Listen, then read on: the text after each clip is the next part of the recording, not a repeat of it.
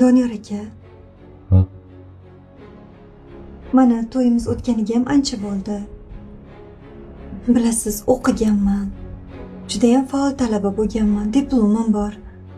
Shunga soham bo'yicha ishlasammi degandim. Nima deysiz? Ham tajribam oshardi, ham uyga foydam tegardi. Tushunmadim. Bu gap qayerdan chiqdi? Birov senga ishla deyaptimi? O'zim aslida to'ydan avval ishlayman degandim, lekin ota-onam turmushga chiqqaningdan keyin ering bilan kelishib, ruxsat bersa ishlayverasan deyishgandi. Nima? Biror nimadan kaming bormi?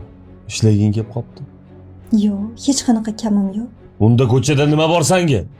Ko'chada emas, ishxonada ishlamoqchiman, Doniyor aka.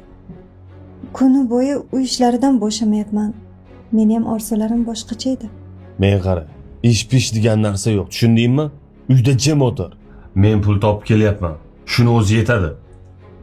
Men pul yetmayapti demayapman, shunchaki shuncha yil o'qiganim, bilimim bekor ketmasin deyapman. Shu siz ham farzandli bo'lganimizdan keyin uyda o'tiraman, tarbiyasi bilan shug'ullanaman.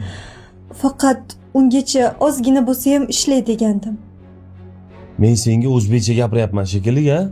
Yo, tushunmayapsanmi gapimni? Nima bor ishda senga? Ha?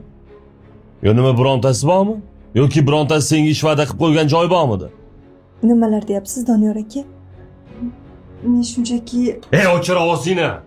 Men bir marta gapiraman, tushundingmi? Yaxshi gap bilan tushuntirdim hozir. Agar tushunmasang, boshqacha tushuntirib qo'yishim ham mumkin. Ko'chaga chiqish, ishlash haqida boshqa gapirmagin, tushundingmi? O'rgildim seni.